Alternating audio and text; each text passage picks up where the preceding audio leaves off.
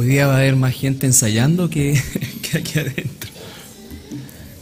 Muy buenos días, hermanos, hermanas. Les saludo en el amor del Señor. Y también aprovechar de saludar, como siempre, con mucho cariño a quienes nos ven a través de nuestra página en internet en www.Iglesia Cristiana La Serena.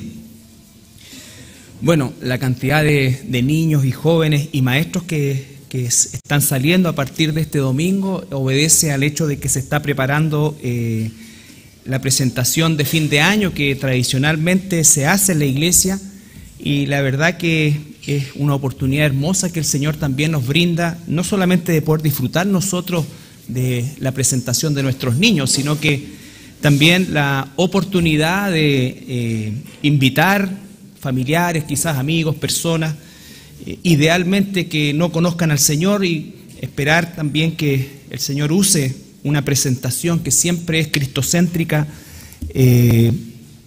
para que el Espíritu Santo pueda tocarles también.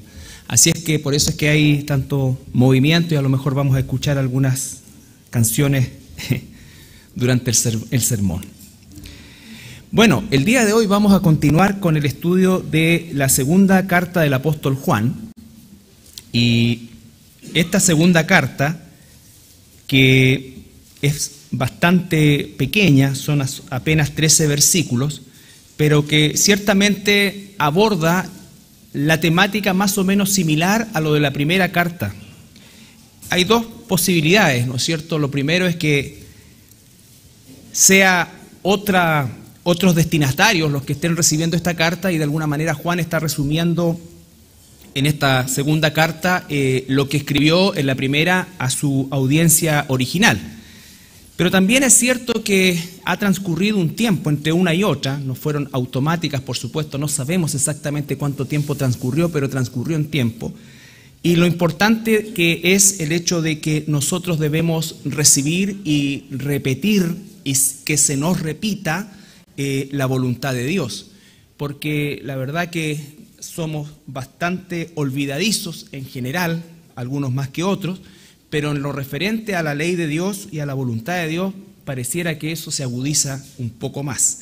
Entonces, no sea lo uno o lo otro, la repetición y por así decir, la reiteración casi idéntica en algunos puntos de esta segunda carta, y lo vamos a ver con la tercera, no hace otra cosa que recordarnos la importancia de lo que significa la enseñanza que hemos tenido a través de esta carta, de la primera y de lo que vamos a ver la segunda, y no solamente de eso, sino que esto es aplicable a toda la Escritura. Por eso dice la palabra, ¿no es cierto?, que toda la Escritura es inspirada por Dios y es útil para redarguir, para corregir, para instruir, en fin, son todos elementos activos, no pasivos.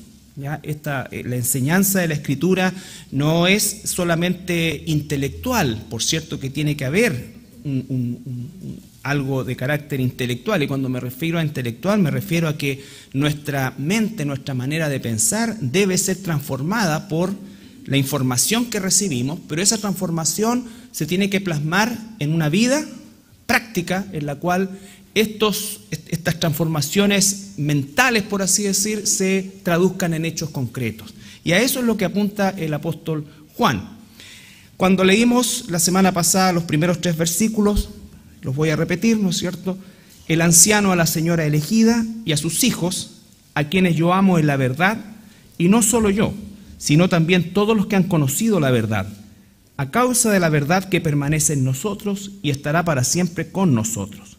Sea con vosotros gracia, misericordia y paz de Dios Padre y del Señor Jesucristo, Hijo del Padre, en verdad y en amor. Esa primera parte que diríamos nosotros obedecía casi al saludo solamente del apóstol, dijimos que esta forma de expresarse la señora elegida, lo más probable es que haya sido a una iglesia, por todos los antecedentes que entregamos, ¿no es cierto? Y agregar que la persecución en este tiempo que se escriben estas cartas era algo evidente y además muy cruento hacia los cristianos y los judíos también, pero en especial a los cristianos. Y esto hace que de alguna manera la carta de Juan tienda a proteger en una expresión quizás que los romanos no entenderían este aspecto de la señora elegida. Pero todo lo que se traduce a continuación es una enseñanza que obviamente tiene que ver con la iglesia y no en una persona o una familia en particular. Y lo que dijimos también es que efectivamente la clave de estos primeros versículos era la palabra verdad y la insistencia al nombrarla en una sección tan breve, 4 veces asociada a cada una de las oraciones que tienen los versículos. Entonces, el concepto de la verdad es primordial también dentro de lo que es la enseñanza de esta carta, así como lo fue en la primera carta. Y esto, hermanos, por ejemplo, lo que dice el versículo 2, a causa de la verdad que permanece en nosotros. Esa es una clave también. La verdad no solamente es algo que nos llega, sino que es algo que se mantiene y no se va, permanece. Entonces, en ese tenor de la verdad y de la permanencia de la verdad es que comenzamos a leer ya lo que es el pasaje de hoy, el versículo 4 hasta el 8. Dice: mucho me regocijé porque he hallado a algunos de tus hijos andando en la verdad, conforme al mandamiento que recibimos del Padre. Y ahora te ruego, Señora, no como escribiéndote un nuevo mandamiento, sino el que hemos tenido desde el principio, que nos amemos unos a otros. Y este es el amor, que andemos según sus mandamientos. Este es el mandamiento, que andéis en amor, como vosotros habéis oído desde el principio. Porque muchos engañadores han salido por el mundo que no confiesan que Jesucristo ha venido en carne. Quien hace esto es el engañador y el anticristo. Mirad por vosotros mismos para que no perdáis el fruto de vuestro trabajo, sino que recibáis galardón completo.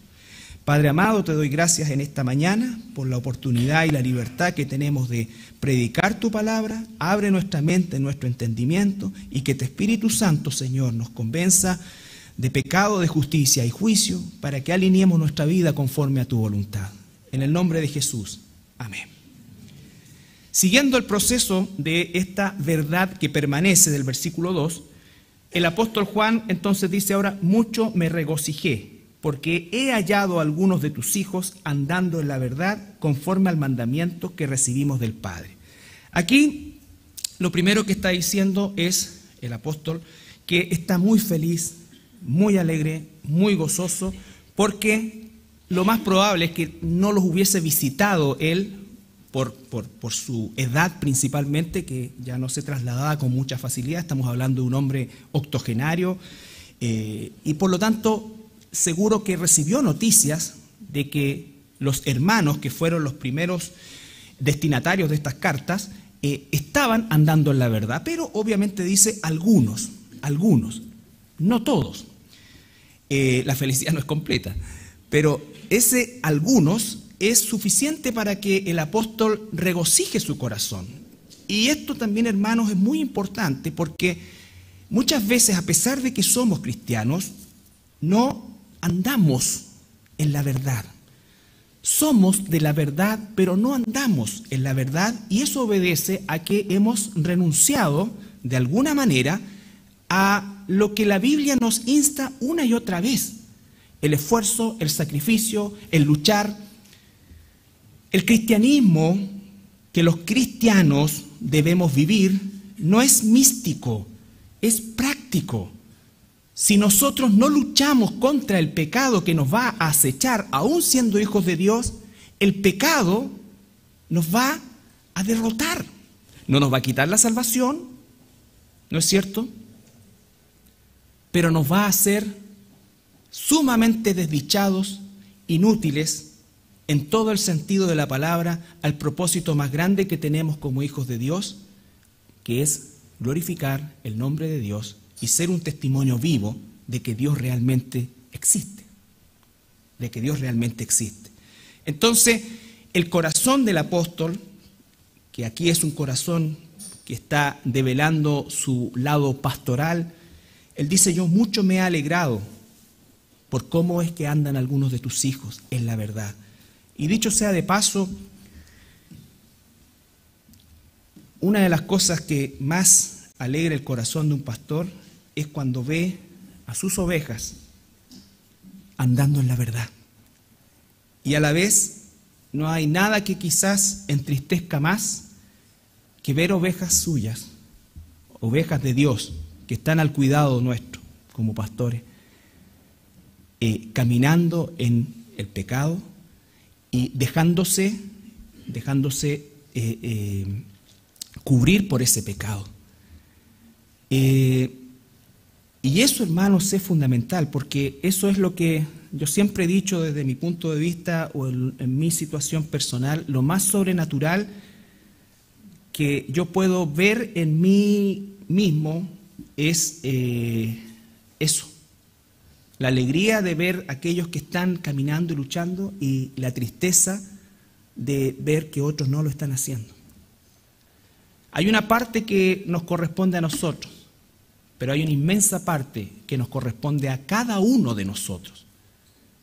La iglesia nunca jamás va a suplir lo que es nuestro propio compromiso de lucha por la santidad.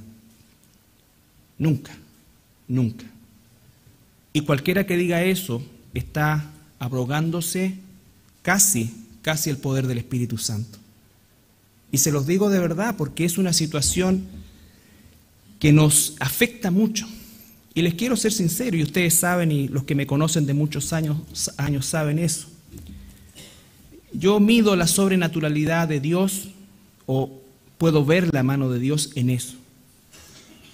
Porque no era una persona así. La verdad que nunca me importó mayormente la vida de las personas. Nunca.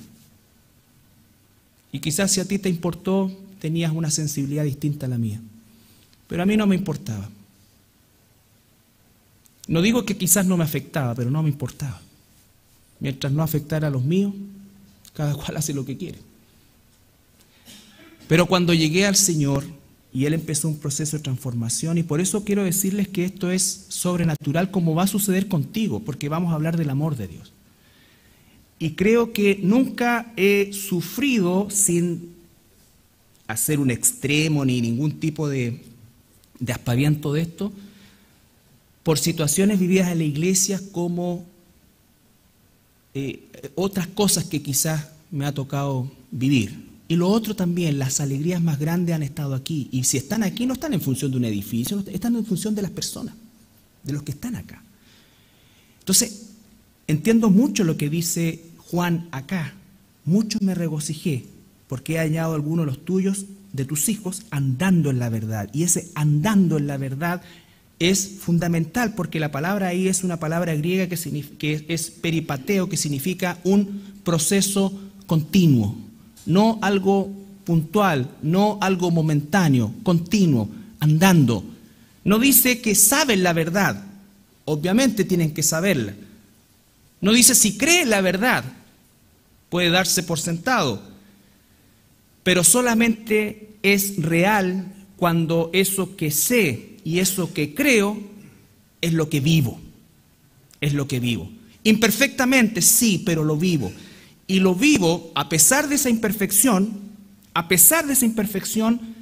es lo suficientemente potente para que el Señor lo use como un testimonio de decir, he aquí un hombre, una mujer de Dios. Y eso, hermanos, es a lo que está apuntando aquí, la alegría de Juan. Y también Pablo, fíjense, en Filipenses 1, muy similar a lo que plantea Juan. Filipenses 1, 3.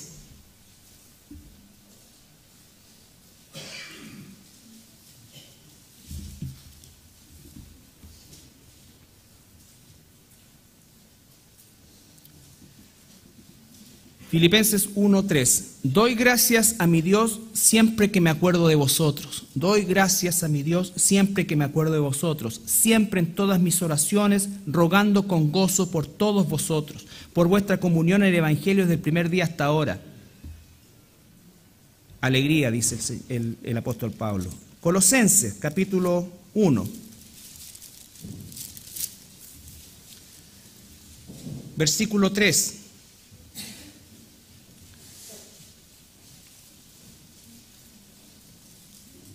siempre orando por vosotros, damos gracias a Dios Padre de nuestro Señor Jesucristo, habiendo oído de vuestra fe en Cristo, mismo principio, Jesús, y del amor que tenéis a todos los santos. Damos gracias a nuestro Señor, porque hemos oído de vuestra fe en Cristo, cómo esa fe crece, cómo aumenta. Primera de Tesalonicenses, capítulo 1, versículo 2 al 4.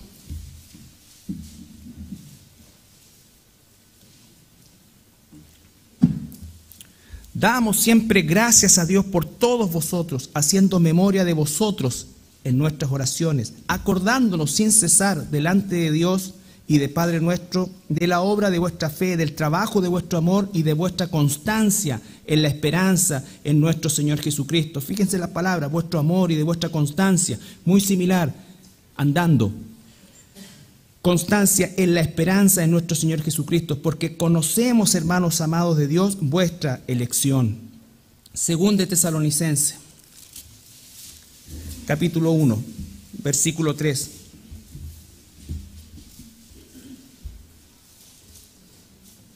Debemos siempre dar gracias a Dios por vosotros, hermanos, como es digno, por cuanto vuestra fe va creciendo y el amor de todos y cada uno de vosotros abunda para con los demás.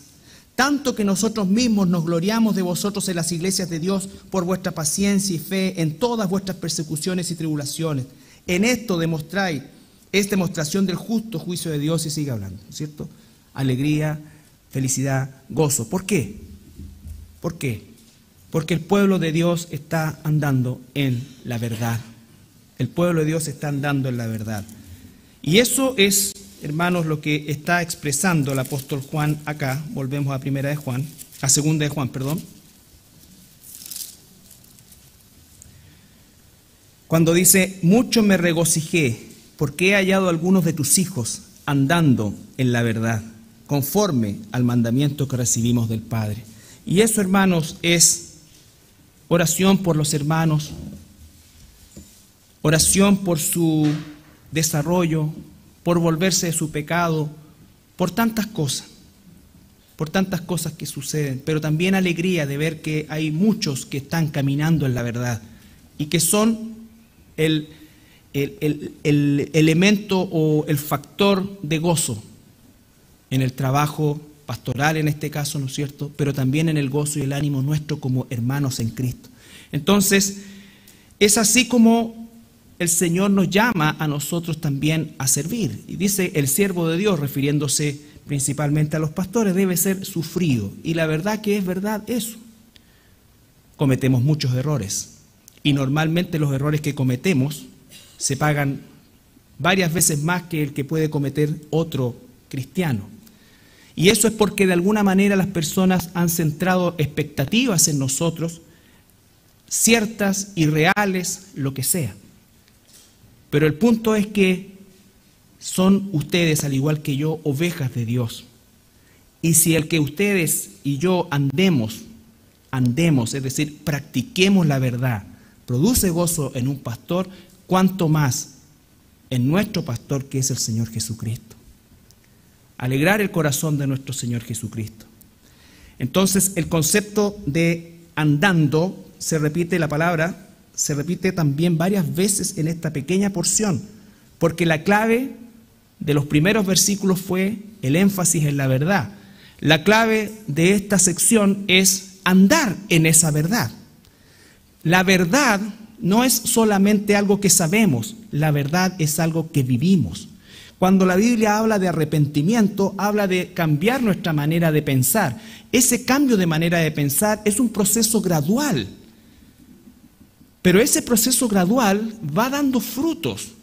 Y cuando comienza a dar frutos, significa que van saliendo cosas de nuestra vieja naturaleza y se van estableciendo cosas de nuestra nueva naturaleza. Y cuando digo cosas, me refiero principalmente y casi exclusivamente a la conducta. La cosmovisión que el mundo tiene de la vida no puede ser la misma que tenemos nosotros como cristianos. Cuando me refiero a cosmovisión, me refiero a cómo es que nosotros entendemos, vemos y vivimos en el mundo que nos rodea. Nuestra cosmovisión está basada en la verdad. ¿En qué está basada la cosmovisión del mundo? En cualquier cosa. En cualquier cosa. Y de hecho en el relativismo. En el relativismo. En el mejor de los casos, en ciertos valores. Pero nuestra cosmovisión está basada en la verdad. Y lo primero que Dios cambia en nuestra manera de pensar es que la verdad existe.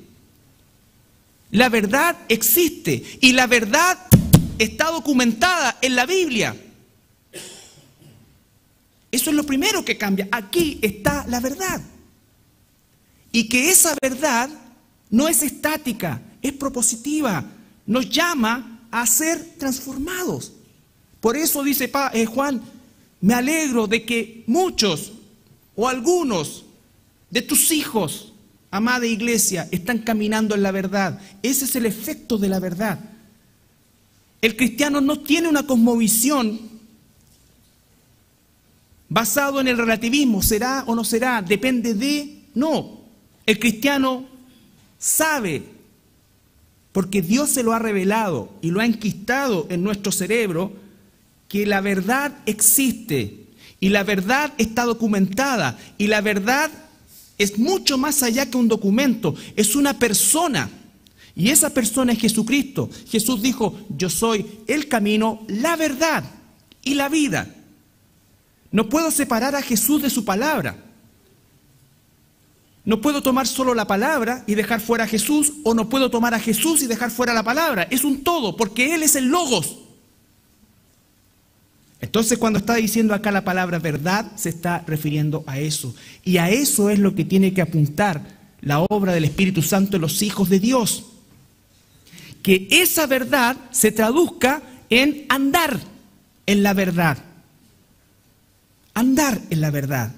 Porque cuando andamos en la verdad, esa práctica que en un principio puede ser media pantanosa, y de hecho lo es, no porque nosotros quizás no queramos hacerla, sino porque tenemos que luchar contra gradiente, y para que podamos avanzar en esa contragradiente, necesitamos tener una fortaleza que el mundo no tiene.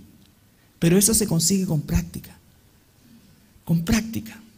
Y eso, hermanos, es en lo que normalmente nosotros fallamos, andar en la verdad. No me cabe duda que todos nosotros sabemos muchas verdades, pero el nivel de práctica es en el que fallamos. Es en el que fallamos. Porque queremos luchar contra el pecado sin hacer mayores esfuerzos. Si yo tengo problemas con el alcohol o tuve problemas con el alcohol, no puedo tener una sola botella, vaso o lo que sea, ni colonia.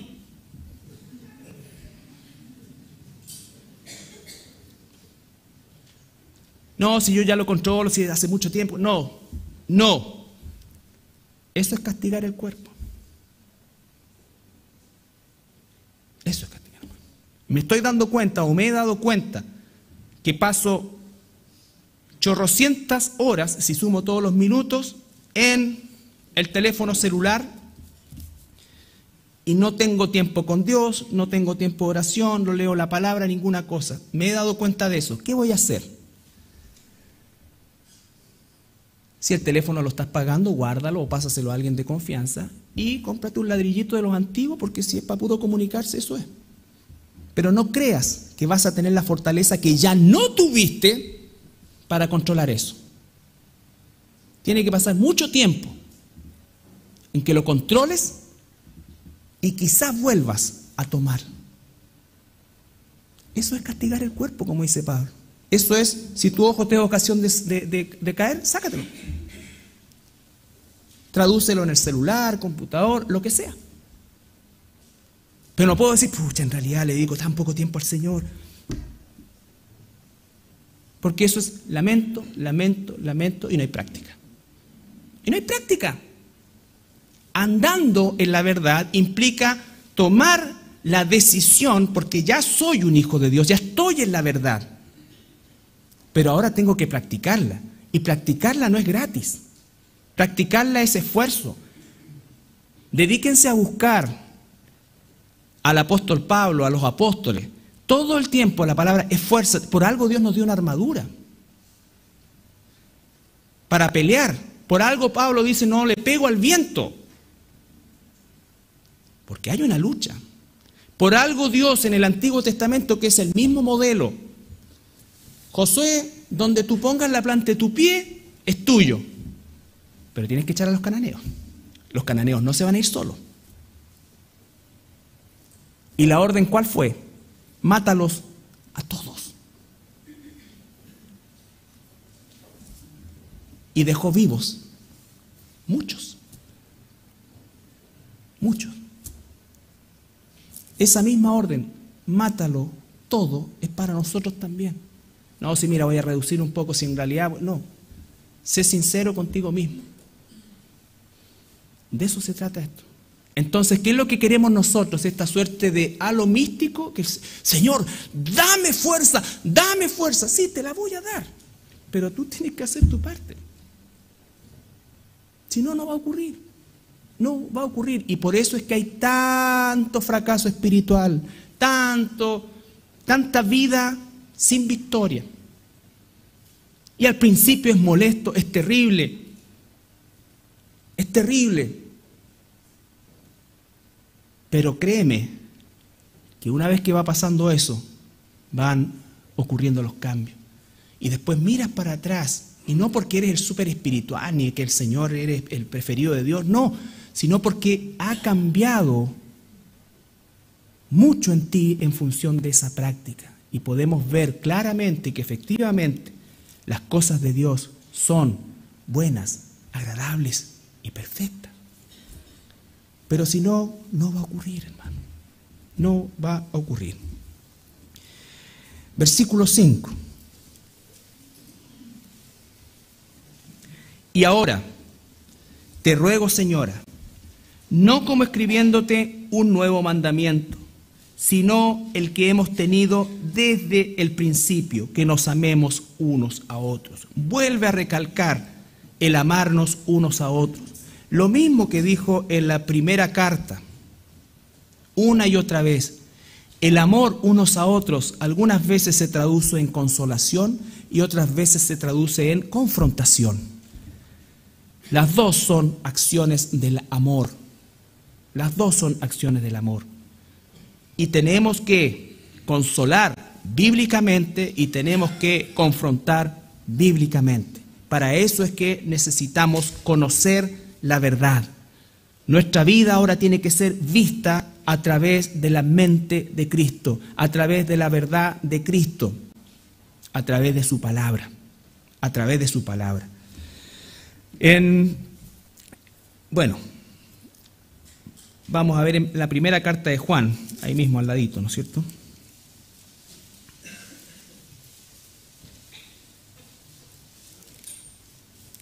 Capítulo 2, versículo 7. Solamente para recordarlo.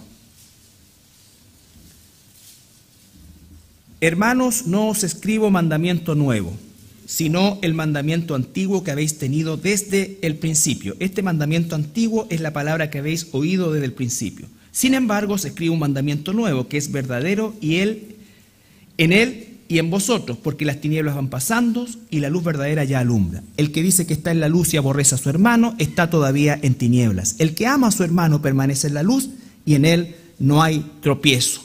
Mandamiento antiguo, recuerdan Deuteronomio, amarás al Señor tu Dios con todo tu corazón, con toda tu mente, con todas tus fuerzas, y a tu prójimo como a ti mismo. Ese es el estándar, como a ti mismo, que podríamos traducirlo, ¿no es cierto? Nunca le hagas a otro lo que no quieres que hagan contigo. Eso es más o menos lo que quería decir. Pero Jesús dice, les doy un nuevo mandamiento. Ahora, ustedes tienen que amar a su hermano como, no así, sino como Él nos ha amado a nosotros. Entonces, el estándar lo sube al infinito y más allá.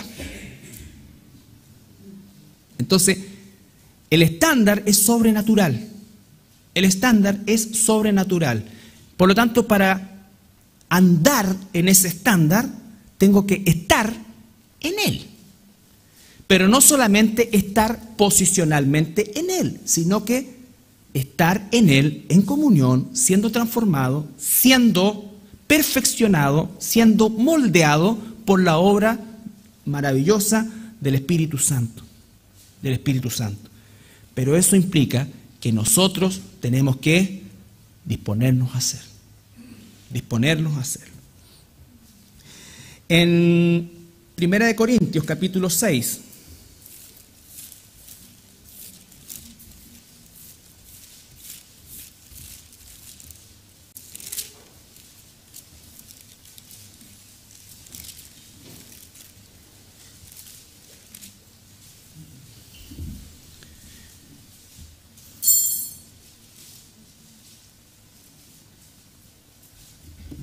estamos nosotros en la verdad, le pertenecemos a Cristo. Él ya nos compró, que es lo que va a decir aquí. Por lo tanto, todos los que hemos sido comprados por gracia, por la sangre de nuestro Señor Jesucristo, estamos en posición de andar en la verdad. Pero no es solamente el deseo, es la acción. Es la acción. No solamente deseo andar en la verdad, sino que debo andar en la verdad. Y eso va a ser contra mi naturaleza caída, en la cual he vivido todos estos años y la cual yo le he alimentado de tal manera que parece que fuera más poderosa que mi naturaleza espiritual. Pero parece. No es así. Porque no es posible creer que el Dios Todopoderoso que comenzó una obra en nosotros no la termine y que haya algo más poderoso que Él. ¿Y por qué ocurre eso que a veces parece que es más poderoso que el mismo poder de Dios? Es porque no ando en la verdad. ¿Y por qué no ando en la verdad? Porque no me he sometido a esa verdad. No me he sometido a esa verdad. Esa es la ciencia de esto, hermanos. Si no me someto a la verdad, puedo saber la verdad, puedo incluso enseñar la verdad, pero no voy a andar en la verdad. Andar en la verdad es enfrentar la tentación, enfrentar el pecado de manera violenta, espiritualmente violenta. Nosotros transamos con los cananeos que tenemos adentro. Transamos con los cananeos que tenemos adentro y es el mismo principio. ¿Tenemos más misericordia que Dios? ¿O creemos tenerla? ¿O ignoráis? Versículo 19. ¿O ignoráis que vuestro cuerpo es templo del Espíritu Santo, el cual está en vosotros, el cual tenéis de Dios y que no sois vuestros? Mis ojos ya no son míos, son de Él. Él me compró. Por lo tanto, mi cosmovisión no puede ser miro lo que quiero. ¿Se entiende? Miro lo que quiero. No le hago mal a nadie. No. Esos ojos son de Dios. Esas manos son de Dios. Esa boca es de Dios. Ya no digo lo que quiero. Ya no hago lo que quiero. Ya no voy donde quiero. ¿Qué dice Dios? Esa es una y otra vez la pregunta que debo hacerme como cristiano para poder andar en la verdad. El cual tenéis de Dios y que no sois vuestros, porque habéis sido comprados por precio. Glorificad pues a Dios en vuestro cuerpo y en vuestro espíritu, los cuales son de Dios. Nosotros tenemos un comodato de este cuerpo y tenemos que rendirle cuentas al dueño de este cuerpo. ¿Dónde vamos? ¿Qué miramos? ¿Qué nos echamos? Todo. ¿Qué decimos? Porque ya no somos nuestros. Y eso, hermanos, es algo básico que el 90% de los cristianos o no sabe, o no entiende, o cree que esto es una cuestión mística de llamar a algún hermano de buen corazón que te ponga las manos y diga: en el nombre del Señor, sale espíritu de flojera, sale esto. Sí, yo creo que somos acechados permanentemente en nuestra cabeza por demonios, todos los cristianos, todos nosotros. Porque las tentaciones vienen de ahí, y por eso dice Pablo, no tenemos lucha contra carne y sangre, sino contra potestades, ¿no es cierto?, gobernador en las tinieblas. Pero ¿cómo es que nosotros enfrentamos eso para hacer la voluntad de Dios? Dios dice esto y yo quiero esto. Y sé que esto es pecado, pero mi carne lo quiere, mi espíritu quiere esto. ¿Cómo voy a vencer? No espero sentir, no hacerlo, porque eso no va a pasar. O por lo menos en muchos años. ¿Qué tengo que hacer? Castigar mi carne, sacar el ojo, sacar la mano. Eso es, hermanos, andar en la verdad. Podría haber tomado este sermón desde muchas aristas. Créame que hay material acá, pero para muchos más sermones. Pero cuando hablamos de la verdad, yo sé que la parte... ya vamos a terminar, dígale, tenemos 10 minutos. Cuando andamos en la verdad, yo estoy seguro que la gran mayoría de los que están acá conoce bastantes verdades. Bastantes verdades. Pero el entender cómo andar en la verdad es lo que resulta a veces una nebulosa, porque estamos acostumbrados a que las cosas espirituales de alguna manera equivocada operan por un canal de la mística, y no es así. No hay cosa que necesite más práctica que la vida espiritual. No hay cosa que necesite más práctica con la vida espiritual, porque no es algo natural a nosotros. No es algo natural a nosotros. Nosotros naturalmente pecamos, no tenemos ni que esforzarnos. No tengo que trabajar para pecar, tengo que trabajar para no pecar. Y esa es la naturaleza que nosotros no entrenamos. Nuestra cosmovisión. Hay una verdad. Las cosas no son relativas, hay una verdad. Esa verdad está documentada, esa verdad está personificada en el Señor Jesucristo, y esa verdad debe ser practicada. Y Él me ha dado el poder para hacerlo, porque no me deja así nomás, me ha dado el poder para hacerlo, pero yo tengo que hacerlo. Yo tengo que hacerlo. La victoria, siempre decimos, hay victoria en el Señor, hay victoria. ¿Y por qué vivimos siempre en derrota? Porque no peleamos. No peleamos. ¿O tú piensas que para qué nos ha dado una armadura Dios? ¿Para desfilar? No, es para pelear. Pero no peleamos. O si peleamos, nos quedamos en el plano místico sin el plano práctico. Sin el plano práctico, hermano. Si tú no castigas tu cuerpo para orar todos los días, no esperes que un ángel lo va a hacer por ti o que alguien más lo va a hacer por ti. Porque tú sabes, y estoy hablando de información, entonces sabes la verdad, sabes que debes orar, no porque Dios quiere escucharte tanto y que Dios hoy se puso triste porque no te escuchó hoy día, no, porque necesito de Él. Necesito de Él. El tema de la verdad es fundamental, pero no solamente saber la verdad, y no es la verdad o esto, la práctica o esto. Santiago lo describió diciendo: yo tengo fe y tú tienes obras, muéstrame tu fe sin obras y yo te voy a mostrar mis obras sin fe.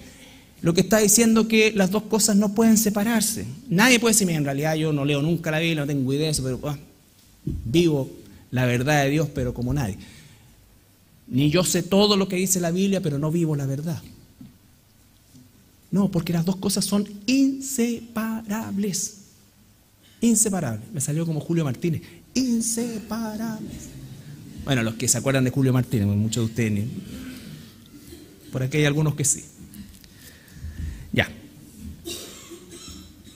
Volvamos, hay que poner un poco de humor, porque la verdad es que es bastante violento el mensaje. En el buen sentido de la palabra, porque si no nos remece. Ya. Y esto no es culpar, esto es desde aquí, ahí, de allá, para acá, exhortarnos a esto. El primero que está bajo esta palabra soy yo. Versículo 6.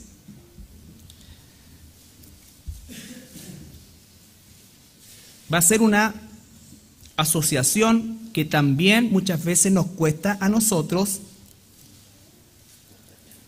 asumir.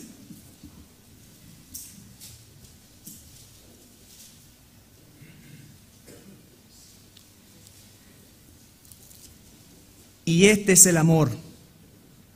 Y este es el amor. No sé cuánto rato me quedé pegado en esta pequeña frase. Y este es el amor. Porque si tú te pones a buscar definiciones del amor, es una cosa increíble. Increíble. Pero si hacemos un resumen de todas esas, tiene que ver siempre con lo que yo siento. Siempre. ¿Ya? Y puede ser sumamente irracional. Y no estoy separando el sentir.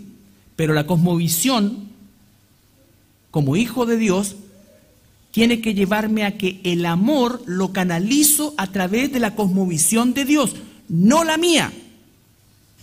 No la mía.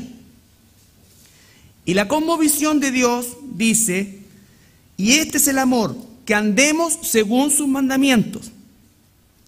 En los mandamientos está incluido el amor al prójimo, en el mandamiento está incluido el amor al hermano, en el mandamiento está incluido el amor al esposo, en el mandamiento está incluido el amor a la esposa, en el mandamiento está incluido el amor a los hijos, en el mandamiento está incluido todo el amor o todas las facetas en las cuales se debe expresar este amor. Pero el gran foco por el cual se tiene que expresar en todas esas áreas el amor es: andemos según sus mandamientos. Amo a mi esposa según el mandamiento de Dios. Amo a mi esposo según el mandamiento de Dios. Amo a mis hijos según el mandamiento de Dios. No amo a mi esposa según el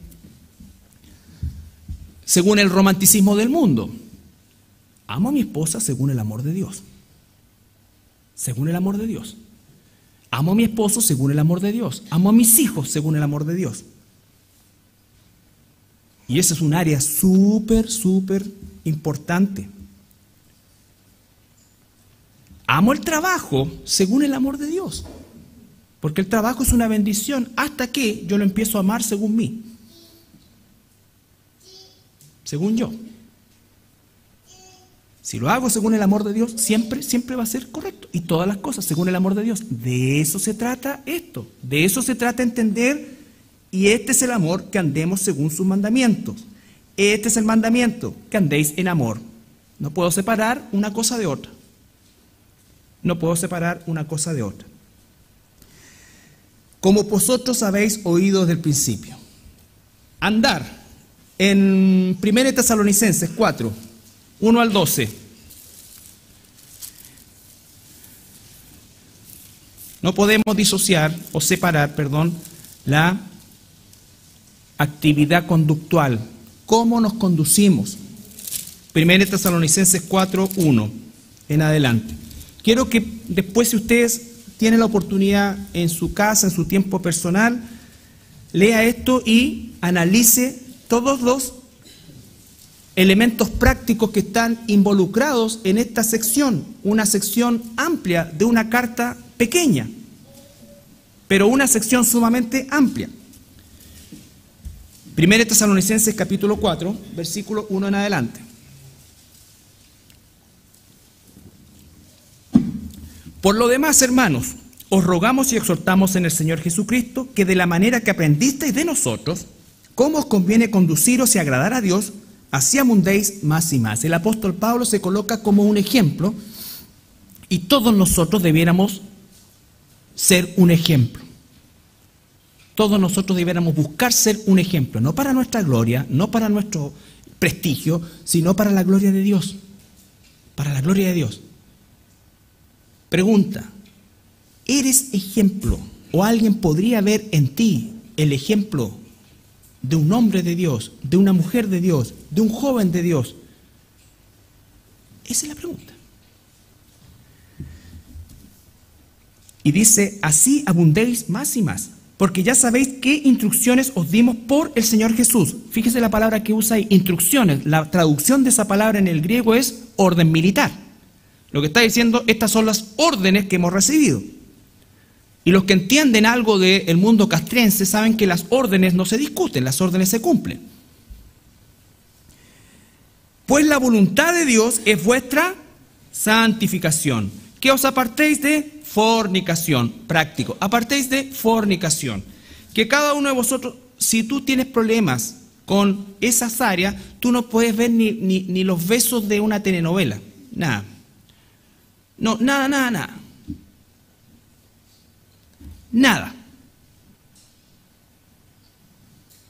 No, pero es que nada. Y a lo mejor nunca más puedes volver a ver ninguna película donde tu mente vuele, ¿no es cierto?, con el solo hecho de que dos personas, un hombre y una mujer, se abracen. Eso es castigar la carne.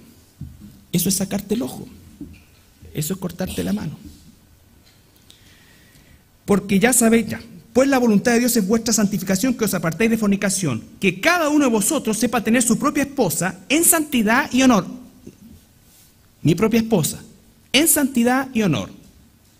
Nada que las 38 sombras de Grey, total estamos casados.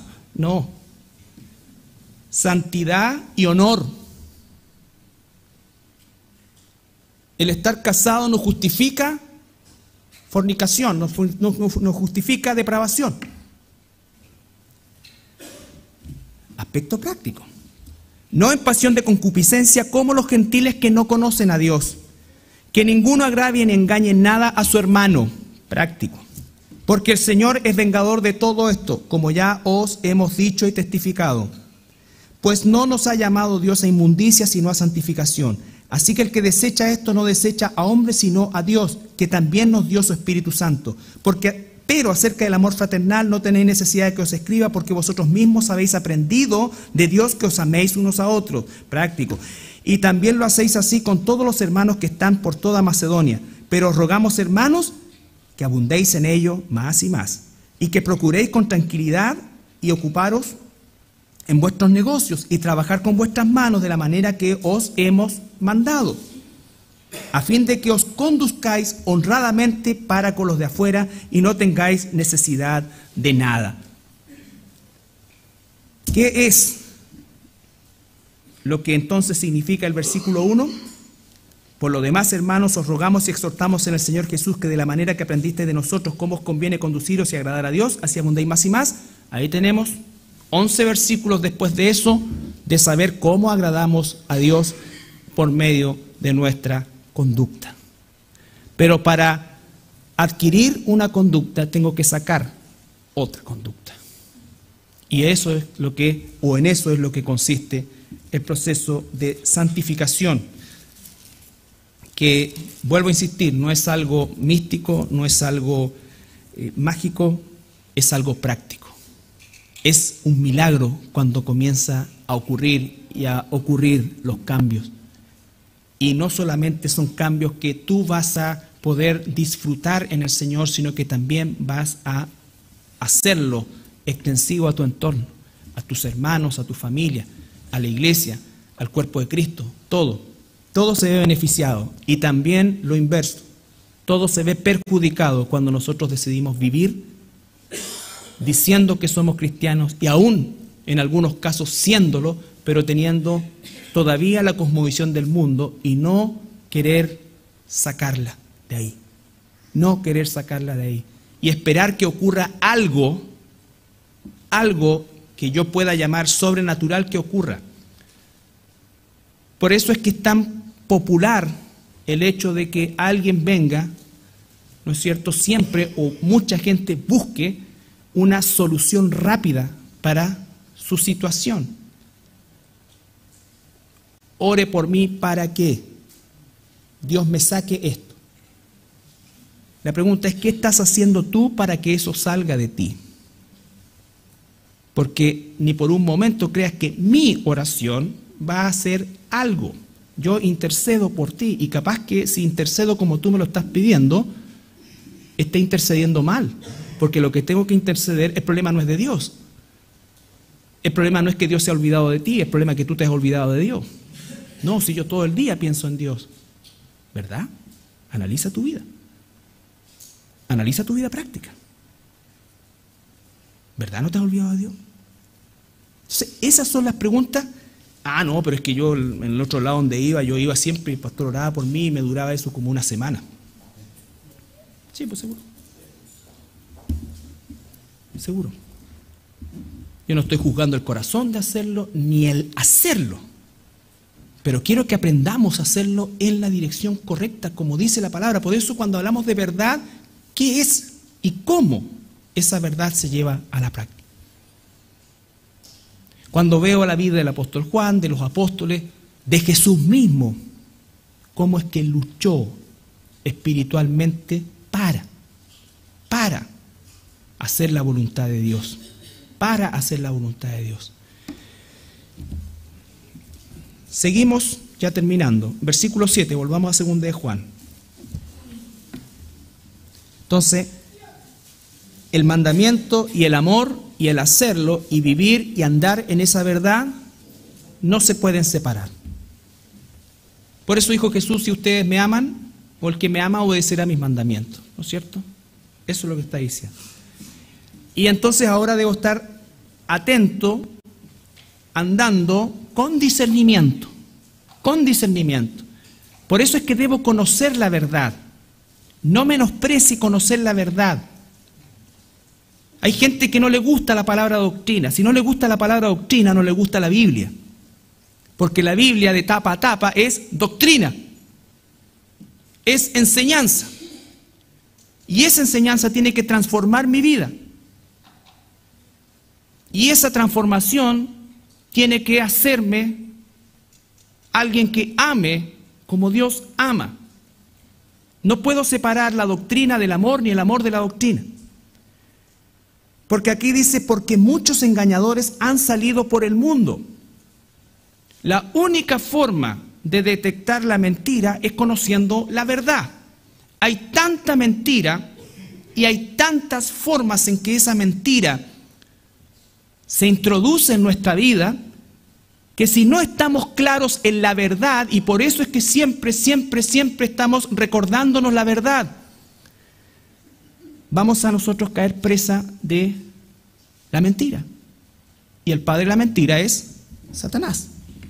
Porque muchos engañadores han salido por el mundo que no confiesan que Jesucristo ha venido en carne. Recuerde que el contexto inmediato de esto eran los gnósticos, que decían que Jesús era una especie de espectro que nunca vino en carne. Quien hace esto es el engañador y el anticristo. Fíjense el nivel de lo que dice Juan, engañador, y no solamente engañador, sino que anticristo, contra la forma que tiene Cristo de ver y hacer las cosas. Ahora, quisiera que viéramos en 2 de Corintios 11, 13, 15, solamente para atender a este anuncio de cuidarnos de los engañadores. 2 de Corintios capítulo 11, versículo 13 al 15. Hermanos, también es muy real y preocupante que gran parte del cuerpo de Cristo, en general, desconoce cómo es nuestro adversario. Todavía lo tiene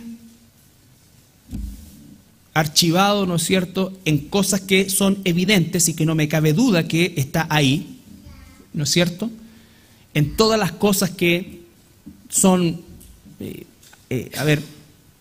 evidentes de que son de Satanás. Pero la verdad del trabajo y la obra de Satanás es que opera en una frecuencia que los cristianos necesitamos mucho discernimiento para reconocerle. Y es porque hemos ignorado, como dice su palabra, sus maquinaciones. No pretendas ser más inteligente que Satanás, porque no lo somos. Lo que nosotros debemos ser es ser obedientes para poder librarnos de las acechanzas del maligno. Versículo 13, 2 Corintios 11, 13. Porque estos, refiriéndose a un largo listado, ¿no es cierto?, de falsos maestros y todo eso. Porque estos son falsos apóstoles, obreros fraudulentos que se disfrazan como apóstoles de Cristo, se disfrazan como apóstoles de Cristo. Y no es maravilla, porque el mismo Satanás se disfraza como ángel de luz. El mismo Satanás se disfraza como ángel de luz. Nunca, nunca, nunca olvides esto. Porque la obra del diablo más grande es algo que incluso puede parecer bueno, parecer esto, parecer esto. Por eso es tan fundamental conocer la verdad, porque si conocemos la verdad vamos a poder detectar esto. Y dice, así que no es extraño si también sus ministros, sean ministros físicos o ministros no físicos. Hablemos de personas, hablemos de demonios, ministros, aquellos que ministran de parte de Satanás. Porque Satanás tampoco es omnipotente, omnipresente, así cuando el diablo me engaña, o sea, nunca somos tan importantes que el diablo mismo. No, pero él tiene millones de ministros, absolutamente obedientes a él, absolutamente sujetos a él, y que van a extender su deseo en la humanidad. Satanás mismo, sutilmente, se le aparece a Jesús y le dice, todo esto es mío, te lo doy. Arrodíllate, lo único que está. ¿Para qué va a ir a la cruz? Puedes tener todos los reinos al tiro, inmediatamente. Bueno, si dijo al tiro, habría sido como chileno el diablo. Bueno, así como a las leyes, parece que sí. Entonces, inmediatamente. No sé. También puede que sea. No estoy diciendo que no. Pero lo que estoy diciendo es que ignoramos la forma más antigua que tiene Satanás de operar desde el jardín del Edén. Seducción, argumentos, torcer los argumentos, torcer la palabra de Dios. Eso es lo que hace Satanás. Lo hizo con Jesús. La Escritura dice, tírate porque allá abajo van a haber ángeles esperándote. Sí, pero también la Escritura dice que no tentará al Señor tu Dios. Todo en su contexto, Satanás. Entonces, si nosotros no aprendemos a conocer a nuestro enemigo, no seamos como los futbolistas que son retontos, miren, nosotros nos preocupamos nosotros mismos nomás. No, tenéis que saber cómo juega el otro, quiénes son estos, los que defienden, la estupidez típica esa de, no, si nosotros en realidad no nos preocupamos del rival, nos preocupamos nosotros mismos. Tienes que preocuparte.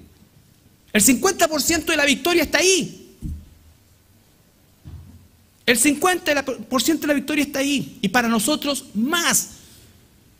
Pablo dice, no ignoramos sus maquinaciones. Y lo triste es que gran parte del pueblo de Dios hoy día ignora las maquinaciones del diablo. Y están atormentados por causa de la obra de Satanás. Y recurren a cosas que no son de Dios. Que parecen de Dios, pero que no son efectivas. Y no son efectivas porque están hechas con la mejor intención quizás, pero bajo nuestra cosmovisión. Nuestra cosmovisión. La cosmovisión de Dios es otra cosa, y esa es la que tengo que conocer. Y la cosmovisión es fundamentalmente práctica. Deja, bota, mata, saca. Eso. ¿Hacemos eso nosotros? ¿O esperamos que un ángel del cielo venga, saque y bote esto? ¿O saque esto? Es como cuando uno quiere dejar de comer de azúcar. Si mi casa está llena de dulce, es imposible. Imposible, imposible, imposible. Porque yo sé dónde están. Pueden ponerlo bajo llave y todo, pero yo sé. ¿Me entiendes? Y eso yo lo veo en mi propia vida. A lo mejor a ti no te pasa. Pero uno hasta le saca las aldabas al candado y encuentra el dulce. Si no hay forma, si no vaya a querer. Entonces la única forma que es que no haya nada. Y cuando tú sabes que no hay nada, te das vuelta como león rugiente. Y ahí, bueno, a veces está mi hermana que también voy a pedirle dulce a ella. Pero si no, ya aguanta, y ya. Y después tú te das cuenta que puedes hacerlo, puedes hacerlo, puedes hacerlo. En lo espiritual es lo mismo. Va a andar como león rugiente si no te metes al Facebook hoy día, o mañana, o pasado, o lo que sea, o lo eliminas, o lo cierras, o lo que sea. ¿Cuánto tiempo inviertes en eso? Por ejemplo, no estoy diciendo ni satanizando nada, hermanos. Solamente estoy diciendo cuánto nos puede llegar a afectar. ¿Cuánto nos puede llegar a afectar? Todas las cosas en las cuales ocupamos gran parte de nuestro tiempo. Y si somos verdaderamente ordenados, sabremos que hay tiempo para todo. Para todo. Y que seguramente nosotros tenemos una distorsión en el uso de nuestro tiempo.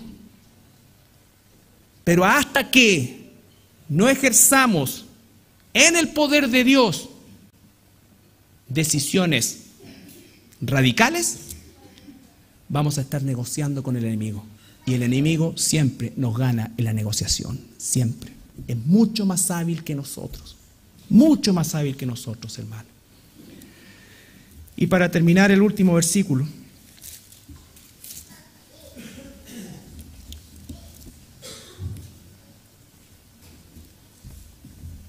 Entonces, discernimiento, conocer la verdad, saber que la verdad no se puede separar del amor y menos se puede separar de la práctica de la verdad. El discernimiento para saber que hay engañadores, cómo opera Satanás, fundamental saberlo, a la luz de la Escritura, no a la luz de la tradición y lo que yo creo.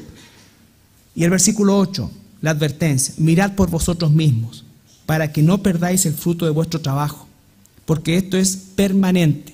Nadie se gradúa hasta que llegamos al cielo. Si soltamos las riendas, se va a descarrilar, se va a soltar. Si soltamos el timón, el barco va a empezar a ir a la deriva de nuevo.